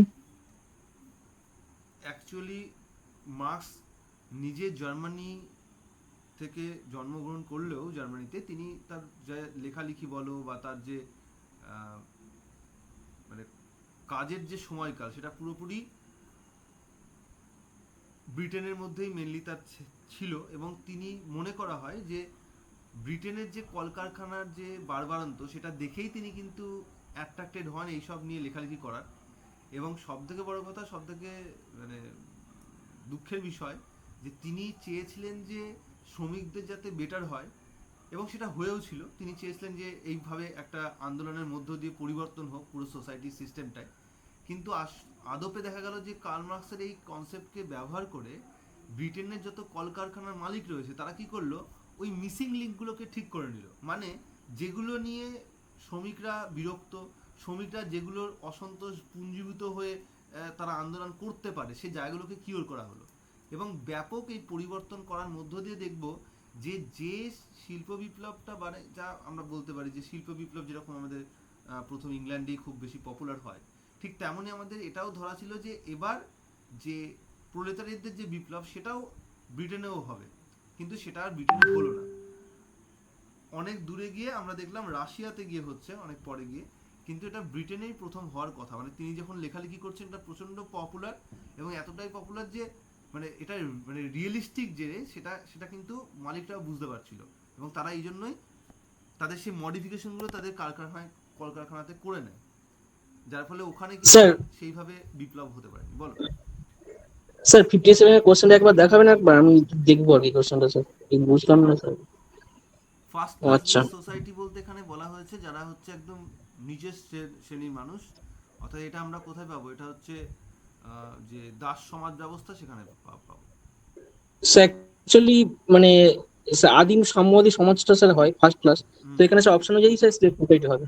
ঠিক আছে স্যার। হ্যাঁ, অপশনাল তার তো নেই এখানে, তুমি স্যার কোনটাকে বলবে? এখানে তো Neutral তো তার শ্রেণীর নেই। উদ্ভবের কথা বলে স্যার, কেন? ক্লাস শ্রেণী উদ্ভবের কথা বলেছে স্যার এখানে, তো এটা ক্লাস স্লেভ সোসাইটি হবে।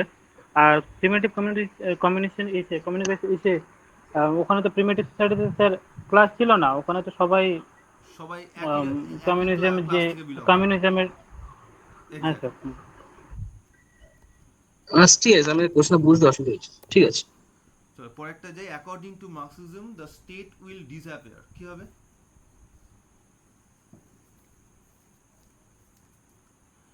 আফটার দি এন্ড ইম্পেরিয়ালিজম কখন স্টেট ডিসঅ্যাপিয়ার হয়ে যাবে বলো? কমিউনিস্ট আফটার সোসাইটি এস্টাবলিশড হলে, establishment of communist society stop. Sir B sir B. হলে আবার রাষ্ট্র, এটা রাষ্ট্র উবে যাওয়ার কনসেপ্টের সঙ্গে জড়িত। মার্কসিয়ান স্যার রাষ্ট্র উপরে যাবে, এটা স্যার মার্কস বলেছে নাকি এঙ্গেলস বলেছে স্যার? এঙ্গেল বলেছে, কিন্তু এটা মার্কসিজমের কনসেপ্ট বলছে। অ্যাকর্ডিং টু আচ্ছা মার্কসিজম, আচ্ছা। মার্ক্সবাদী তত্ত্ব কি বলছে, তো কখন রাষ্ট্র উবে যাবে, মানে এটা তো আলটিমেটলি মার্কসিস্ট ইডিওলজিস্টদের কনসেপ্ট। তো সেই অনুযায়ী যখন কমিউনিজম সিস্টেম আসবে তখনই আর রাষ্ট্রের প্রয়োজন হবে না, কারণ ক্লাসলেস সোসাইটি, তো সেখানে ক্লাসই থাকবে না। তো ক্লাসে মার্কস কি বলছে, বা মার্কসিজম ইডিওলজি সাপোর্টাররা বলছে যে রাষ্ট্র থাকে এই জন্য যাতে ক্লাসগুলোকে এস্টাবলিশ করে রাখা যায়। ভেরিয়াস টাইপস অফ ক্লাস থাকবে, একটা ক্লাস আর একটা ক্লাসের উপর শোষণ করবে, এই সবের জন্য রাষ্ট্রকে ব্যবহার করা হয়। তাহলে যেখানে ক্লাসলেস সোসাইটি, তাহলে আমার তো আর ক্লাসলেস সোসাইটি, তাহলে সেখানে ক্লাস তো নেই, তাহলে ক্লাস রাখার জন্য আমাকে জোর করে রাষ্ট্র ব্যবস্থার প্রয়োজন নেই। তাই জন্যই তো কার্ল মার্কস বা মার্কসিস্ট ইডিওলজিস্টরা বলছে যে সোশ্যালিজম মেকানিজমে আমাদের সেই শিক্ষাটা নিয়ে নিতে হবে যে কি করে ক্লাসলেস সোসাইটিতে আমাদের এক্সিস্ট থাকা যায়। তো তার উপর বেস করেই পরবর্তীকালে আমরা দেখব যে কমিউনিস্ট মেকানিজম, যেখানে আর রাষ্ট্রের কোনো প্রয়োজন থাকছে না। Marxian philosophy and Hegelian philosophy have similarities, কোন ক্ষেত্রে দুটো একই রকম বক্তব্য পেশ করে? সি হবে, both are materialists. Both believe contradiction in sir. Contradiction theory, দুজনেই তো সেই বাদ বিষমবাদ প্রতিবাদের কনসেপ্টকে সাপোর্ট করে না? দ্বন্দ্বমূলক স্যার, দ্বন্দ্বমূলক বস্তুবাদ তো স্যার। হ্যাঁ, ও আমি স্যার আচ্ছা স্যার স্যার, না আমি ইংলিশ স্যার কন্ট্রাডিকশন বুঝলাম। মানে তুমি তারপরের সোসাইটিতে পৌঁছে যাবে গেল, সেই কনসেপ্ট আমরা হেগেলের কনসেপ্টও পাই, মার্কসের কনসেপ্টও পাই। আমার স্যার বাংলাটা বুঝতে অসুবিধা হচ্ছে স্যার। হ্যাঁ, এই যে আমি কোশ্চেন দিয়ে দিয়েছি, দেখো নন পলিটিক্যাল গ্রুপে বাংলা কোশ্চেনটাই দিয়ে দিয়েছিলাম। Source of idealistic theory of the state is Roman, Greek, Greek philosopher. Indian নাকি মার্কসিস্ট? তো স্যার অবভিয়াসলি গ্রিক গ্রিক হবে sir. Philosophers, they are best in class. Idealistic theory পুরো সূচনাই সেখান থেকে। Who among the following is interested in establishing the will of the state over the individual? Green, Marx, Hegel or Kant? Hegel. Hegel's হ্যাঁ Hegel sir. According to Hobbes, primitive people makes contracts among themselves, নাকি with kings, নাকি with sovereign authority, নাকি with community? Sir among themselves, among themselves। Among themselves. among Hobbes বলছেন, Hobbes কিন্তু Locke নয়, নিজেদের মধ্যে contact করেই সেই ক্ষমতা সে রাষ্ট্রের হাতে তুলে দিচ্ছে যে আমাদের উপর শাসন করো, আর তোমাকে আমি পুরো অথরিটি দিলাম, তুমি যা খুশি তাই করো। চরম শক্তিশালী রাজশক্তিকে তিনি এই ক্ষমতা প্রদান করছেন, যাকে তিনি লেভিয়াথান বলেছেন। দ্য কি argument of welfare liberalism is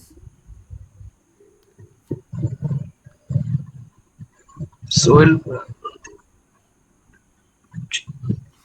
welfare liberalism সবসময় সবগুলোকে ইন্ডিকেট করবে, পজিটিভ অ্যান্ড ওয়েলফেয়ার স্টেটকে ইন্ডিকেট করবে, লিবার্টিকে সেখানে প্রোটেক্ট করার ব্যবস্থা করা হবে, and state control of economy, state চেষ্টা করবে যে সেখানে যাবতীয় ইকোনমিক ব্যবস্থাগুলোতে যেন কেউ মনোপলি সিস্টেম ইউজ করতে না পারে, যাতে ওয়েলফেয়ার প্রোভাইড করা যায়। এটা অ্যাকচুয়ালি সোশ্যালিস্ট কনসেপ্টেরই একটা পার্ট, ওয়েলফেয়ার কনসেপ্টটা, কিন্তু লিবারালিজমের সঙ্গে কনসেপ্টটাকে মিশিয়ে রাখা হচ্ছে বলে ওয়েলফেয়ারের ভালো দিকগুলো এখানে থাকবে, আবার লিবারাল কনসেপ্টের ভালো দিকগুলো এখানে থাকবে, যেটা আমাদের আজকে ইন্ডিয়াতেও সেটাই ফলো হয়।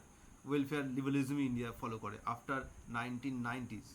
তার আগে ইন্ডিয়া পুরোপুরি ওয়েলফেয়ারে জোর দিত, লিবারালিজমকে গ্রহণ করতে হয়েছে পরবর্তীকালে, এবং তারপরে এখন ওয়েলফেয়ার লিবারালিজম ফলো হয়। হু among the following is not a supporter of the concept of minimal state? এর মধ্যে মিনিমাল স্টেটকে সাপোর্ট কে করেন না তাই বলেছে? হায়েক, ল্যাস্কি, ফ্রিডম্যান নাকি Laski. Laski. So Laski Lasky, right sir. Answer. Laski minimal স্টেটকে সাপোর্ট করতেন না, বাট হায়েক, ফ্রিডম্যান, নোজিক এরা সবাই মিনিমাল স্টেটের supporter. The basis of the facto sovereignty is, de facto মানে কি?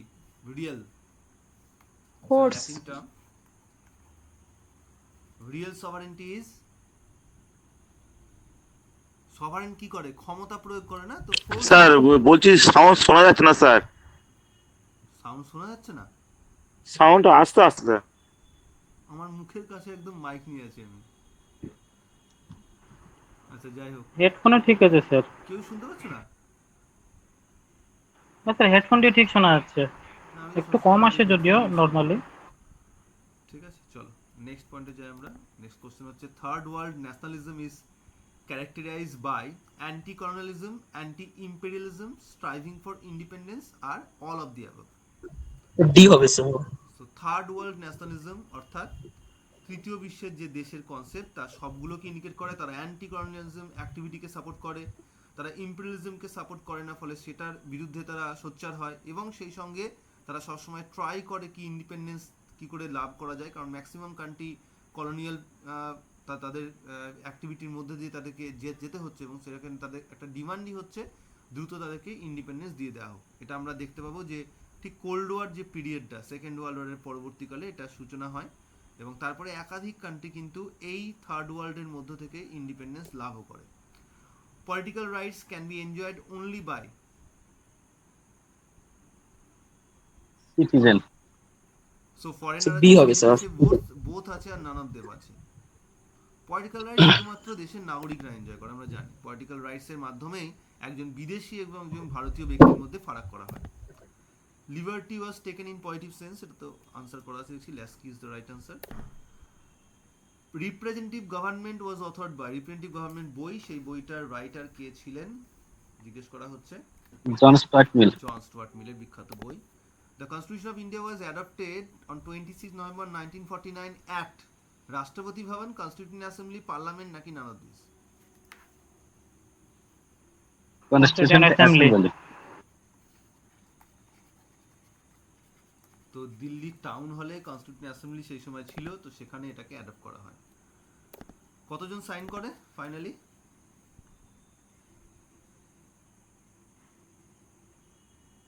টু 284 মেম্বার সাইন করে। কেন? 299 ছিল তো, সবাই প্রেজেন্ট ছিল না সেদিন, যারা ছিল তারাই সাইন করেছে। The right to education of children between 6 to 14 years recognized under fundamental right in which year? 2002। 86 Amendment Act 2002. So right answer হচ্ছে 2002। 2005 এ কোন আইন তৈরি হয়? Right Right to to information. information. আর 2009 সালে কোন আইন তৈরি হয় রিগার্ডিং দিস?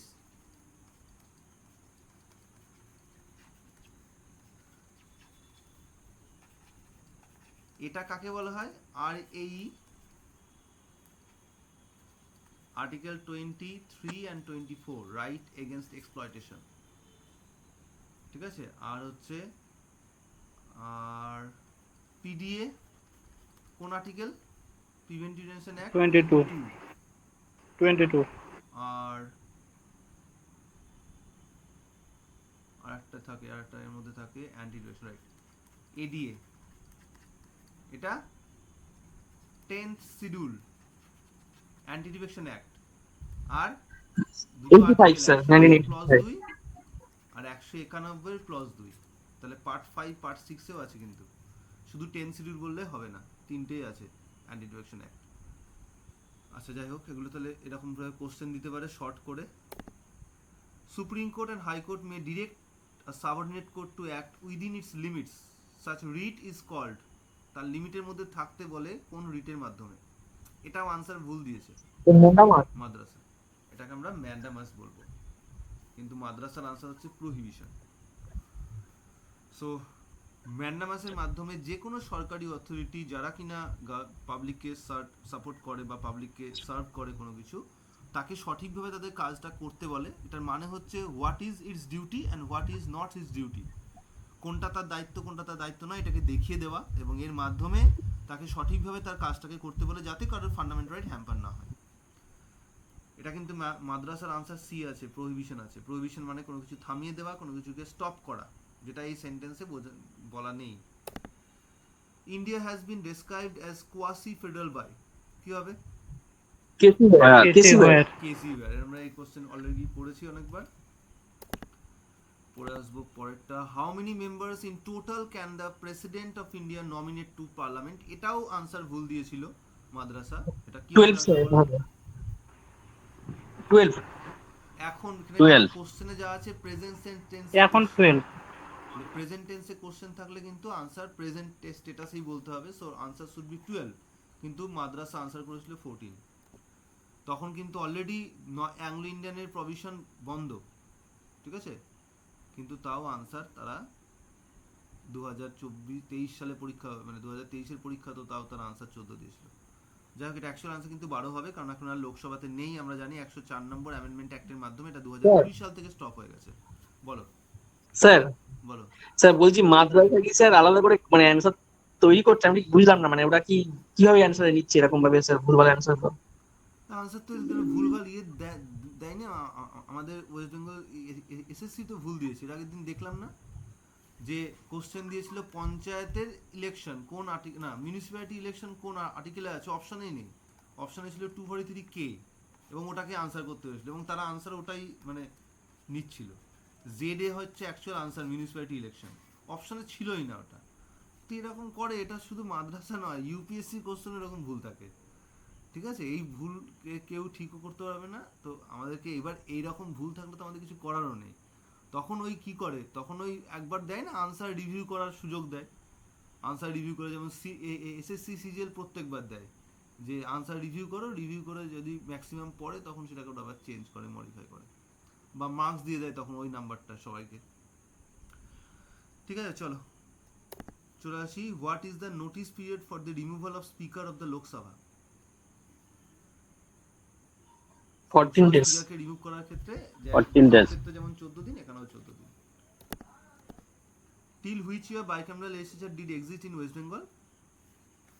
69। 1969 সালে এটাকে অ্যাবলিশ করে দেওয়া হয়েছে। How many members constitute the quorum in the Rajya Sabha? Rajya Sabhaর quorum কত?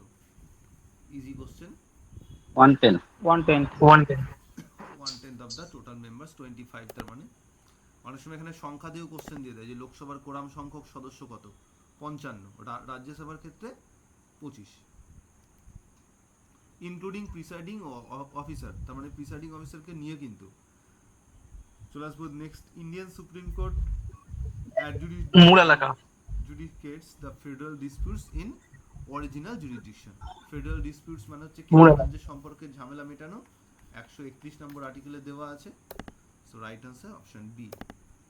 National legal service authority act, NALSA, এটা কত সালে তৈরি হয়েছে? এটা আমরা আগের দিন 87 ছিলাম মাদ্রাসা, মানে স্কুল সার্ভিসেও পেয়েছিলাম, 1987। Amendments of the Constitution of India can proposed by, কোথায় প্রথম পার্লামেন্ট পার্লামেন্ট তোলা হয়। স্টেট লেজিসলেচারের কোনো ভূমিকা রয়েছে অ্যামেন্ডমেন্টের ক্ষেত্রে? আর্টিকেল 368 ক্লজ এর ভূমিকা আছে, যেখানে রেটিফিকেশন অফ দি স্টেটস বলেছে না, সেখানে ভূমিকা আছে। ওখানে half of the state legislature থেকে পাস করাতে হয় তখন, যেমন জিএসটি ক্ষেত্রে হয়েছে, বা এখন ওয়ান নেশন ওয়ান ইলেকশন যে 129 নম্বর বিল ইন্ট্রোডিউস হয়েছে আমাদের পার্লামেন্টে, এখন কমিটির হাতে আছে। ওই 129 নম্বর বিলের ক্ষেত্রেও সেম, ওটাও এই পদ্ধতিতেই পাস করাতে হবে। In which year was voting age of the Indian citizens determined to be 18? 21 থেকে কোন বছর করা হয়? 1988 88 হয়, 89 এ কার্যকরী হয়েছে। ইমপ্লিমেন্টস 89। 89 এ ইমপ্লিমেন্ট হয়েছে, right. 61 Amendment Act. The first chairman of planning commission was, এটা একটু বুদ্ধি লাগে। জওয়াহরলাল নেহরু। যেহেতু জওহরলাল নেহরু। প্রধানমন্ত্রী বাই ডিফল্ট এখানকার চেয়ারম্যান, তার মানে এখানে অবশ্যই প্রধানমন্ত্রী জওহরলাল নেহরু ছিল তখন 1950 তে। পরের প্রশ্ন, the chairperson of Zilla Parishad is elected by the members of Zilla Parishad, elected members of the three-tier Panchayat Raj system, electorate of the district R state government. জেলা সে ইয়ে হবে পরিষদ চেয়ারম্যান হচ্ছে কে? সভাধিপতি। জেলা পরিষদ। ইলেকশন কে করে? মেম্বাররা। এখানে একটু বলে রাখি, চেয়ারপারসন অফ জেলা পরিষদ মানে হচ্ছে সভাধিপতি। এই যে সভাধিপতি নির্বাচনটা হয় না, এখানে আরো বেটার অপশন হচ্ছে ইলেক্টেড মেম্বার্স অফ দ্য জেলা পরিষদ। তো ইলেক্টেড মেম্বার্স দেওয়া নেই, যদি থাকতো তাহলে কিন্তু মেম্বার্স আছে আর ইলেক্টেড মেম্বার্স আছে, answer should B elected members. ঠিক আছে, পরেরটাই কনফিউজ করার জন্য স্যার, একটা কিন্তু স্যার একটা কোশ্চেন ছিল স্যার। বলো। স্যার পঞ্চায়েত সমিতির যারা মেম্বার তারা স্যার মানে পদত্যাগের জন্য মানে কার কাছে দেয় আর কি জমা আবেদন করতে স্যার? ওখানে অফিসিয়াল যিনি রয়েছেন অর্থাৎ বিডিও কে দেবে পঞ্চায়েত সমিতির মেম্বাররা। আর ওনাকে স্যার মানে ওনাদেরকে কে রিমুভ করান? কি করাবে? মানে রিমুভ করে দিবেন আর কি। উনি তো ইলেক্টেড হয়েছেন, ওনাকে ওথ করিয়ে ওনার প্রসেসে নিয়ে যাবেন হচ্ছে সেটা বিডিও। ভিডিও হচ্ছে আমাদের ধরুন প্রেসিডেন্ট বা গভর্নর যেরকম ভূমিকা রোল করে, ওখানে ডিএম বিডিও তারা সেই রকম রোল প্লে করে। আর প্রধানমন্ত্রী বা মুখ্যমন্ত্রী যে ভূমিকার রোল প্লে করে সেটা হচ্ছে সভাধিপতি বা সভাপতিরা সেই ভূমিকার রোল প্লে করে। এটা তো একই প্যাটার্ন। আমাদের পার্লামেন্টারি সিস্টেমে তিনটে স্তর আছে, একটা হচ্ছে টপে মানে সেন্ট্রাল গভর্নমেন্ট, একটা স্টেট গভর্নমেন্ট স্টেট লেভেলে, আর নিচু স্তরে হচ্ছে লোকাল সেলফ গভর্নমেন্ট। মানে মেকানিজমটাকে একই রাখা হয়েছে। ঠিক আছে। What percentage of seats reserved for women in Panchayat Raj system of West Bengal? 50%, sir. The main administrative body of Kolkata Municipal Corporation is Mayor in Council, যে মেন সিদ্ধান্তগুলো গ্রহণ করে। মেয়র হচ্ছে তার লিডার। ঠিক মেয়র ইন কাউন্সিল আবার কি রকম বলো তো? মন্ত্রিসভার মতো। মন্ত্রিসভা যেমন মেয়র হচ্ছে মানে সিএম হেড বা পিএম হেড, এখানে মেয়র ইন কাউন্সিলে mayor head. Which of the following is not a principal organ of the United Nations? Principal international monitor fund. So IMF is C হবে স্যার অপশন। Principal body. এটা আমরা বলি বিশেষায়িত সংস্থা। এরা United Nations এর সঙ্গে কাজ করে but not directly connected with United Nation. Political science begins and ends with Z, আবার সেই বিখ্যাত স্টেটমেন্ট কার? Gardner. JW Gardner. Leviathan was written by, আবার একটা ইজি প্রশ্ন, টমাস হবস। আর according to Hobbes the definition of injustice is failure to abide by the contract. Contract failure হলে বা কন্ট্রাক্ট না মানলে তখন ইনজাস্টিস এস্টাবলিশড হওয়ার, ইনজাস্টিস তাকে ইন্ডিকেট করবে। এই যে শেষের যে কোশ্চেনগুলো দেখলে বা অনেকগুলো কোশ্চেন দেখলে ইজি কোশ্চেন আছে, কি মনে হয় ইজি কোশ্চেন হলে এক্সাম ভালো নাকি টাফ হলে বেটার? কোশ্চেন কিরকম হওয়া উচিত? স্যার ইজি চলে কাটা বনে খাই হবে স্যার। যারা ভালো করে পড়াশোনা করে তাদের জন্য কোশ্চেন টাফ হওয়াটাই বেটার, কারণ তাহলে কি হবে, যারা ভালো করে পড়াশোনা করেছে শুধু তারাই ঠিকঠাক নাম্বারটা পাবে। যদি ইজি কোশ্চেন হয়ে যায় তাহলে এ বি সি ডি সবাই যারা পরীক্ষা দিয়েছে সবাই দেখবে 50 মানে 50 55 মানে 50 52 53 পেয়ে যাবে। মোটামুটি যদি টাফ থাকে তাহলে গিয়ে দেখা যাবে যে যারা খারাপ পরীক্ষা দিল তারা 35 40 পাচ্ছে, যারা ভালো পরীক্ষা দেবে তারা দেখালো 48 50 52 এরকম পাচ্ছে। ওই জন্য কোশ্চেন মোটামুটি একটা মডারেট করেই করা হয়, খুব বেশি টাফও করা হয় না, খুব বেশি ইজিও করা হয় না। তো এই হচ্ছে আজকে আমাদের টোটাল ক্লাসের টপিক। 10:50 বাজছে, আর এখানে আর কিছু কন্টিনিউ করছি না। তোমাদের আর কি কোনো ক্লাসের প্রয়োজন রয়েছে এইরকম এমসিকিউ ক্লাস, নাকি এরপরে আবার সেই মক যেরকম দিচ্ছিল এরকম মক নেব?